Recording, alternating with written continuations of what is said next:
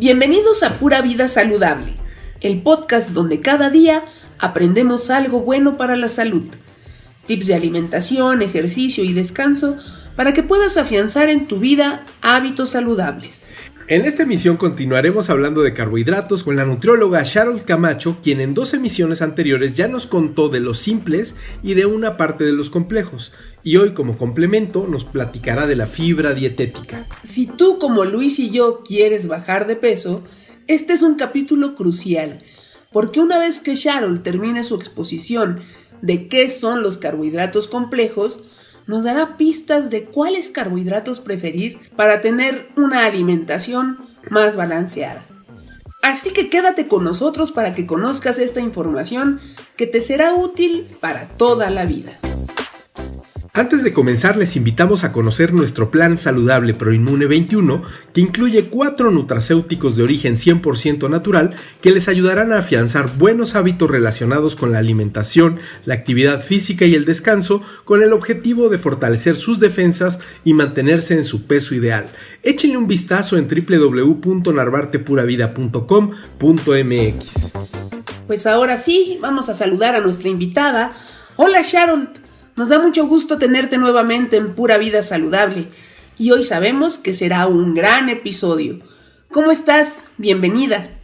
Hola Ceci, ¿qué tal? Hola a todos, yo estoy muy bien, gracias. En emisiones anteriores, Sharold, nos comentaste que a los carbohidratos simples se les asocia con el desarrollo de enfermedades crónico-degenerativas como la obesidad, la diabetes y la hipertensión, y también que los carbohidratos complejos son más recomendables debido a que liberan la glucosa de manera gradual, de tal forma que con ellos se evita la liberación de insulina en exceso. Efectivamente, Luis, es cierto. Ajá, y además nos platicaste que hay 2 fuentes de alimentos que contienen carbohidratos complejos, que son la fibra y los almidones. A estos últimos los encontramos crudos en los cereales o bien en los tubérculos como la papa, la jícama y la zanahoria. Por supuesto, Ceci. Me gustaría recordarles un poquito sobre los carbohidratos, principalmente la idea de que cuando se descomponen o cuando los digerimos, van a darnos por resultado final glucosa. Recordemos también que la velocidad con la que esto sucede y la cantidad de glucosa que se va a liberar una vez que digerimos estos alimentos son factores que están relacionados directamente con el aumento de peso y con la acumulación de grasa.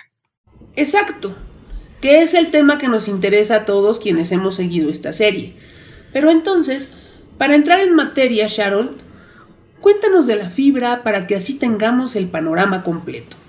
Estoy de acuerdo, Ceci. Vamos entonces a hablar el día de hoy sobre la fibra.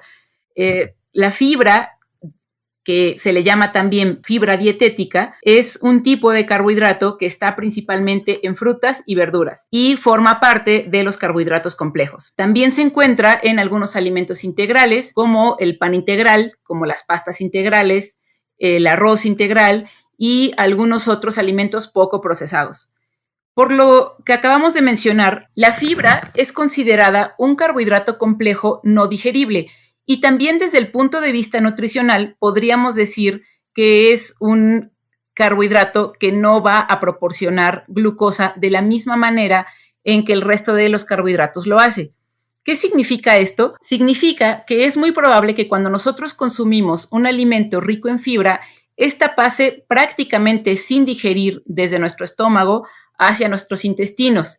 De hecho, como ya mencioné, normalmente los carbohidratos empiezan a descomponerse en el estómago, después en el intestino grueso y ya prácticamente pasan en minúsculas partículas hacia el intestino delgado.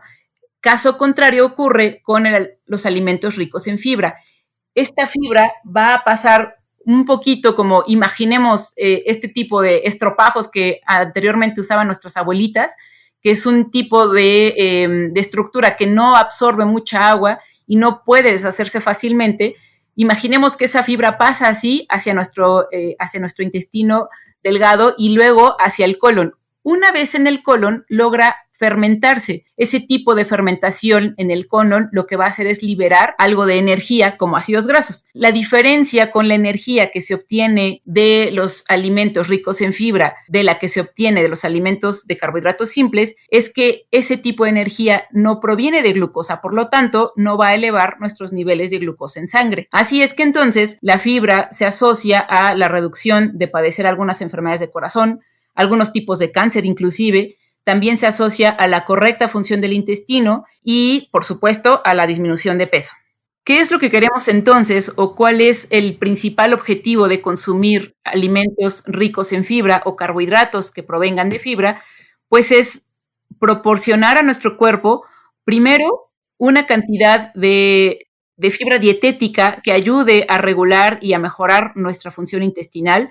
Después, proveer una pequeñita cantidad de energía, que esta no es su función principal, pero también contribuye, y obtenerlo principalmente como una fuente de alimentación saludable hacia nuestra flora intestinal.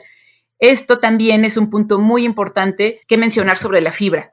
La fibra participa en la generación de la microbiota, que es un tema además, Luis, que podríamos platicar en una sesión adicional, porque hablar de la microbiota es muy extenso. Tiene muchas ventajas en nuestro organismo y es muy importante reconocerla. Me parece muy bien, Sharon. De una vez anotamos el tema. Por supuesto. Sharon, y para abundar en cuanto a qué carbohidratos preferir.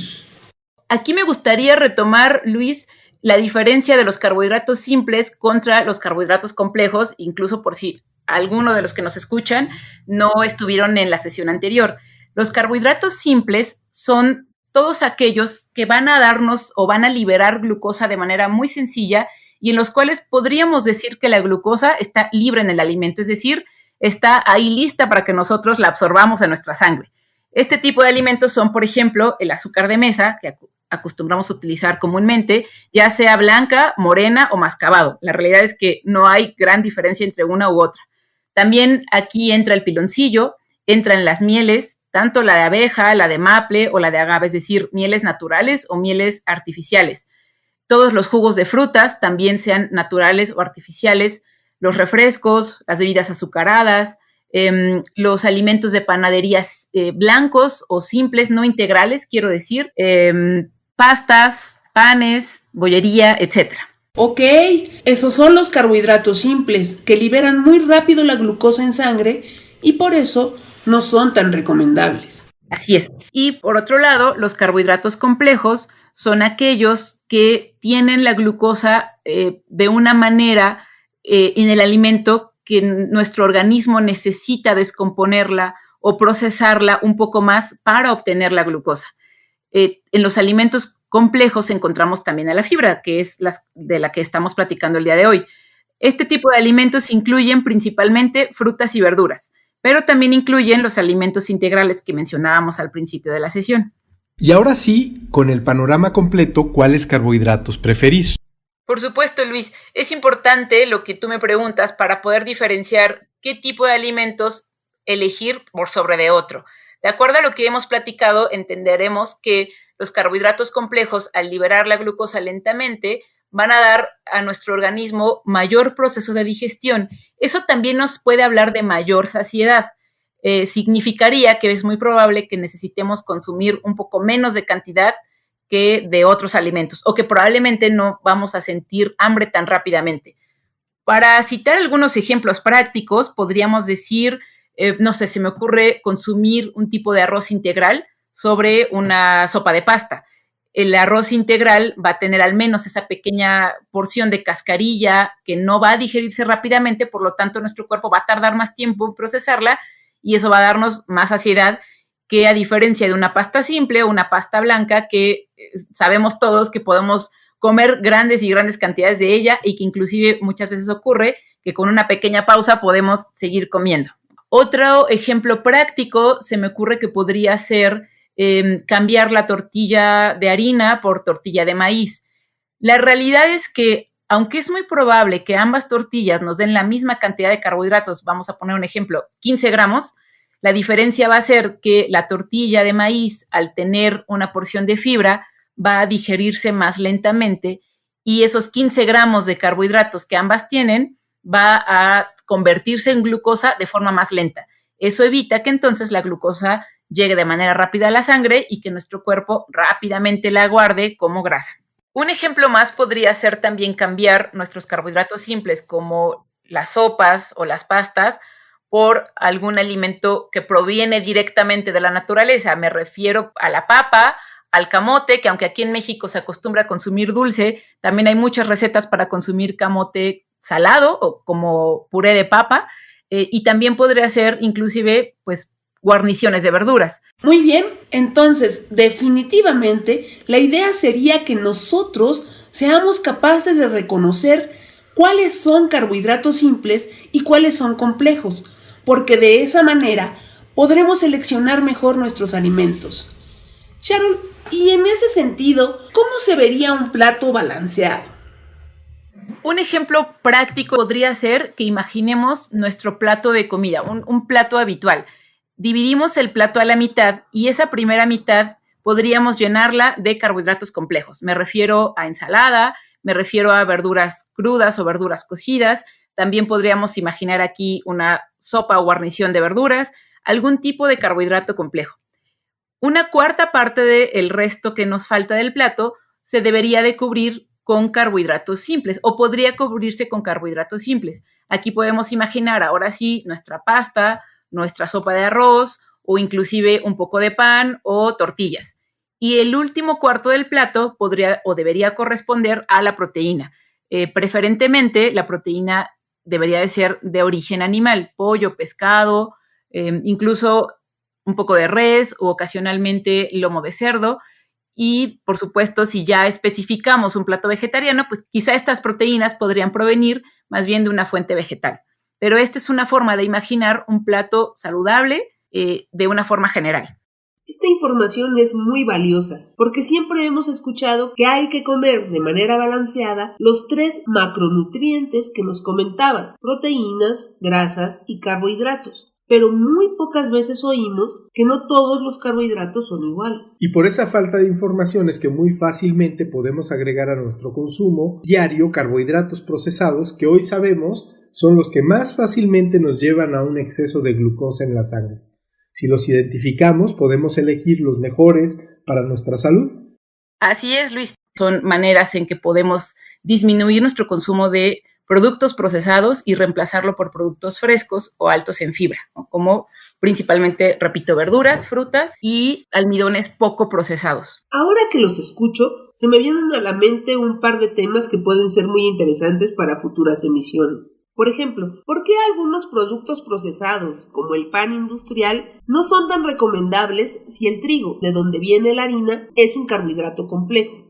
Y la otra, ¿por qué es tan fácil que nos habituemos a comer carbohidratos? Efectivamente, Ceci. Me parece muy bien, pero esos temas son para otros episodios, así que manténganse pendientes porque el tiempo de hoy se acabó. Por lo pronto, Sharon, muchas gracias por habernos acompañado y sobre todo por darnos información tan valiosa para quienes queremos adoptar estilos de vida más saludables. Gracias a ti, Ceci, y gracias a ti, Luis. Me ha encantado estar hoy con ustedes. Muchas gracias, Sharon. Nos encontramos la próxima emisión. Se me olvidaba, si alguno de ustedes quiere un plan de alimentación personalizado o una consulta nutricional, pueden contactar a Sharon Camacho, quien brinda consulta en línea. En las notas del programa está el enlace al formulario mediante el cual pueden contactarla. Agradecemos de antemano tus valoraciones de 5 estrellas, por suscribirte en Apple Podcast, en Spotify o en iVoox. También por tus comentarios y por supuesto por apuntarte al plan ProInmune 21 para que descubras lo maravillosos que son los nutracéuticos que incluye. Si lo que escuchaste hoy fue de tu interés, entonces te recomiendo echarle un ojo al nutracéutico elaborado con polifenoles del té verde para que conozcas cómo su acción se parece un poco a la de la fibra, en el sentido de que ayuda a que no se eleven los niveles de glucosa en la sangre. ¿Dónde te puedes inscribir en el plan ProInmune 21 o encontrar más información de este nutracéutico? Pues en www.narvartepuravida.com.mx. A Ceci y a mí nos dará mucho gusto verte por allá. Hasta la próxima, Sharon. Hasta la próxima, Luis. Se despide de ustedes, Cecilia Ávila. Nos escuchamos el próximo episodio con más de Pura Vida Saludable. Esperen, nos falta el repaso de lo que hemos aprendido hoy con la nutrióloga Sharon Camacho. ¿Qué fue lo que nos recordó Sharon acerca de qué pasa con los carbohidratos cuando los digerimos? Que el resultado final va a ser glucosa en la sangre. También nos recordó que la velocidad con la que se genere la glucosa en la sangre, así como la cantidad de esta, está relacionada con factores ligados directamente con el aumento de peso y acumulación de grasa corporal. De ahí que sea tan importante que conozcamos esto. Otra pregunta, ¿la fibra o fibra dietética, como también se le llama, está presente en qué tipo de alimentos? Principalmente la encontramos en frutas y verduras. También se encuentra en algunos alimentos integrales como el pan, las pastas, el arroz y algunos otros alimentos poco procesados, y forma parte de los carbohidratos complejos.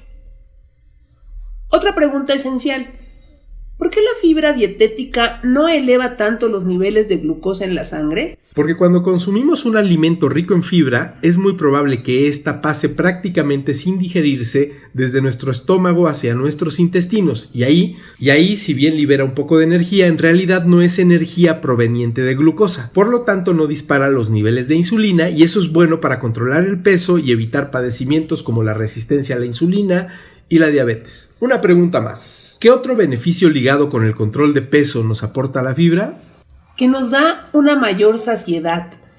Eso significa que necesitaremos consumir menos cantidad de este tipo de alimentos para estar satisfechos, o bien que no nos dará hambre tan rápidamente, a diferencia de lo que pasa con los carbohidratos simples. Y ya por último, estamos de acuerdo en que el pan se elabora con trigo, y el trigo, nos dijo Sharon, es un carbohidrato complejo. Entonces, ¿eso quiere decir que es un buen carbohidrato? Aquí la pregunta es, ¿por qué el pan, sobre todo blanco, no es tan recomendable? Pero las respuestas se las daremos el próximo episodio. ¡No se lo pierdan!